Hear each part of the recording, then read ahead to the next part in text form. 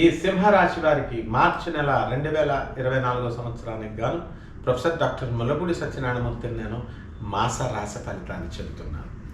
ముందుగా మనకి ఈ సింహ రాశి వాళ్ళకి శని ఈ సప్తమ స్థానంలో ఉండడం వల్ల భార్యాభర్తల మధ్య, తర్వాత వ్యాపార భాగస్వాముల మధ్య గొడవలు రావడానికి అవకాశాలు ఉన్నాయి. కాబట్టి వాటికి మనం అవకాశం ఇవ్వకుండా, వితండవాదం చేయకుండా మౌనంగా ఉండడం మంచిది.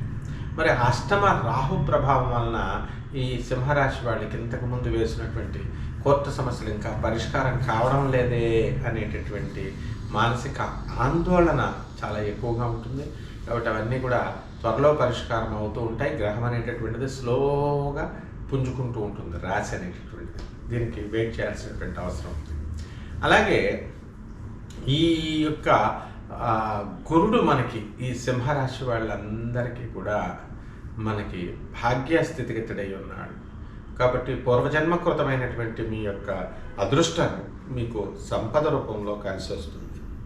మీ దూరపు బంధువుల మరణం వలన మీకు ఆస్తులు కలిసి రావడానికి అవకాశాలు ఉంటాయి.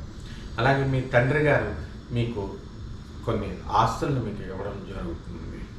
కాబట్టి ఈ యొక్క సింహరాశి వారికి ధనస్థానంలో ఉన్నటువంటి కేతువు మీకు అనేక రకమైనటువంటి మార్గాల ద్వారా, అనేక రకమైనటువంటి వ్యాపారాల ద్వారా మీకు సంపదను సృష్టిస్తాడు.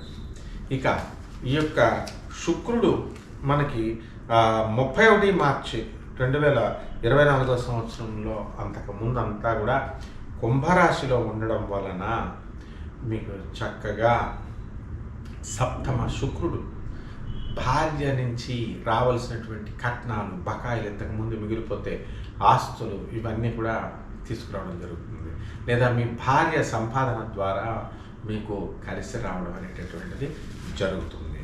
మరి ఈ యొక్క రవి మనకి 14 మార్చి నుంచి మీనరాశిలో ఉండడం వలన ప్రభుత్వ సంబంధమైనటువంటి అన్ని వ్యవహారాలు కూడా కొంచెం డిలే అవడానికి అవకాశాలు ఉన్నాయి. అలాగే కాంట్రాక్టర్లు ఎవరైతే ఉన్నారో అటువంటి వాళ్ళ బిల్స్ ఈ ఆఫీసర్స్ ఇంకా రిలీజ్ చేయరు, ఇంకా జాప్యం కొనసాగుతూ ఉంటుంది.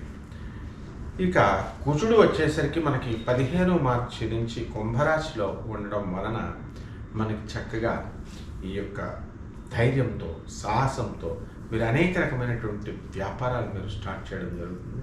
అందువల్ల ఎకనామిక్ ఫ్రంట్లో మీకు లాభాల బాటలో మీరు ముందుకు వెళతారు. అలాగే ఈ యొక్క బుధుడు మనకి 7 మార్చి 2024 సంవత్సరం నుంచి మీనరాశిలో ప్రవేశించడం.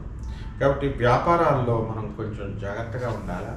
ఈ ఎలక్ట్రానిక్స్ సంబంధించిన వ్యాపారాలు, సాఫ్ట్వేర్ కంపెనీలు ఇవి ముందుగా వెళ్ళవు, మంచిగా ఉండవు.